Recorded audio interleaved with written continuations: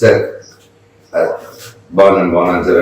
ఒక అరగంట ముందు వరకు బాగున్నాను, ఒక గంట ముందు వరకు మీ వాళ్ళు ఎందుకు నా ప్రైవసీ నుంచి డిస్టర్బ్ చేసి మా వాళ్ళంతా బెదిరించి సీఎం గారు పంపించారు లెవెల్లో చెప్పారు సార్ అంతా.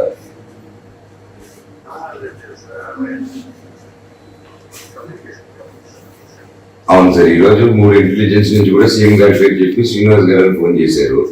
మీరు కూడా కరెక్ట్గా సీఎం గారు చెప్పి సీఎం గారు వీరి పని లేదా సార్? ఆనరబుల్ సీఎం గారికి లోకల్ పంచాయతీలు ఆయన పెద్ద పెద్ద విషయాలు చూసుకుంటారు సార్, ఇవన్నీ చూసుకుంటారు. ఆయన పేరు చెప్పింది రావడం డిపార్ట్మెంట్ నా దగ్గరికి. అది సీఎం గారి పేరు, ఆనరబుల్ సీఎం గారి పేరు ఎందుకు చేస్తున్నారు మీరు?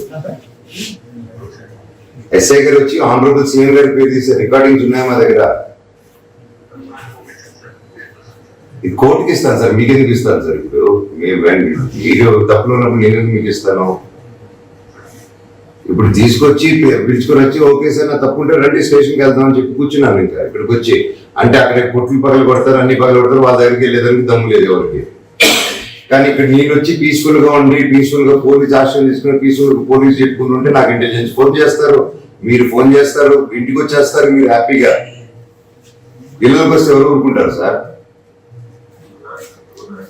ఇప్పుడు వచ్చింది ఏంటి సార్? వచ్చి సైరన్ వేయడం ఏంటి సార్? నా రూమ్ బయట ఇల్లు అవ్వచ్చు హోటల్ అవ్వచ్చు, సైరన్ వేయడం ఏంటి సార్? నేను స్టేషన్ లో ఉన్నాను సార్, రమ్మనండి సార్. ఎస్ఐ గారు ఇక్కడి వరకు వచ్చి సడన్ గా ఏదో కాల్స్ వచ్చింది, ఆయన వరకు ఆగిపోయాడు ఈ కమాండ్ దగ్గర. ఆగిపోయాడు, సరే వెళ్ళండి రా వెయిట్ చేస్తానని చెప్పి అడుగుతున్నాడు, ఎందుకు వస్తుందని చెప్పి వచ్చి మళ్ళీ అలా తిరుపుకొని వెళ్ళిపోయారు. ఆయన ఫోన్ చేయరు, కానిస్టేబుల్ ఫోన్ చేసి ఎస్ఐ గారు వెళ్ళిపోయారు అంటాడు. నా చేయి పట్టుకుని లాగుతారు రోడ్డు, అక్కడ నా చేయి పట్టుకుని లాగారు. నా చేయి పట్టుకుని లాగాల్సిన అవసరం ఏంటి సార్? కానిస్టేబుల్ ఎస్ఐ నా చేయి పట్టుకుని లాగారు.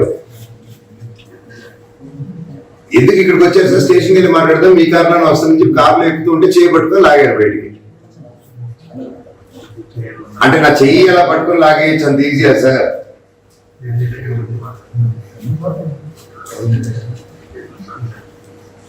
ఓకే సార్, స్టేషన్లోనే ఉన్నాను సార్.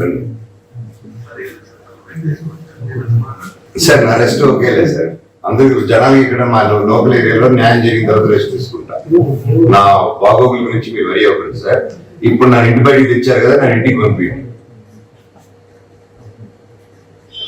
నేను ఏడే ఉంటాను సార్. ఉండే కొద్ది జనాలు పెరుగుతారు, ఇంక నేను అది నా కంట్రోల్ ఉండదు సార్. ప్రెస్ లో వస్తుంది, నన్నేం చేయమంటారు? నాకు లా అండ్ ఆర్డర్ వద్దు, మన గవర్నమెంట్ లో లా అండ్ ఆర్డర్ వద్దు అని చెప్పుకుని ఉన్నాను. మీరు ఇంత మంచిగా ఉంటే కూడా మీరు లా అండ్ ఆర్డర్ బ్రేక్ చేసి నా ఇళ్ళకి వచ్చి ఇది ఏంటి సార్? ఇది ఒక్కడికి అలా సపోర్ట్ చేయడం ఉంటారు. ఈ సంవత్సరాలకు వస్తున్నా ఒక్క రోజున నా మీద ఇంత ఎందుకు సార్? ఊరుకోండి సార్, మీకు మన ఇద్దరికి తెలుసు ఏం జరుగుతుందో. మళ్ళీ ఎందుకు వచ్చారు సార్? మేము ఆ పని చేస్తే నేను ఇప్పుడు వెళ్తాను క్యాంపస్ కి, మీరు అందరూ సపోర్ట్ ఇస్తారా?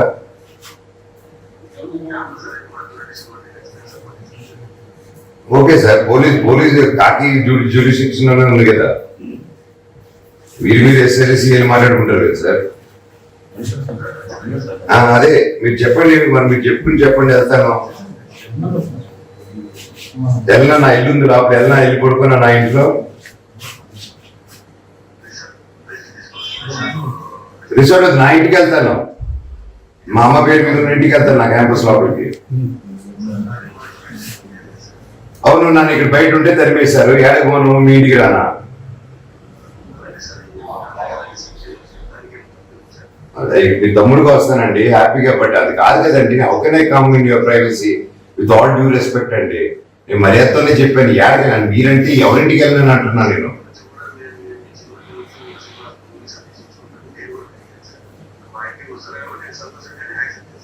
సార్ హ్యాపీగా బ్రదర్ లాగా వస్తాను సార్, అది కాదు. హ్యాపీగా వస్తాను, నేను ప్రేమతోనే వస్తాను, అది కాదు. బట్ నన్ను అక్కడ నా ఇంట్లో ఒక ప్రాబ్లం ఉందని నేను బయట ఒక చోట రిసార్ట్ లో ఎవరిని నాకు ఫుడ్ పెట్టద్దు, ఎవరికి నాకు ఆశ్రయం వద్దు అని చెప్పిన ఏరియాలో ఒకటి ఉంటే, మీరు పోలీస్ సైరన్ వేసుకుని ఒక రిసార్ట్ లోపలికి వస్తే నాకు రిసార్ట్ ఇచ్చినోడు ఏం ఫీల్ అవుతాడు సార్?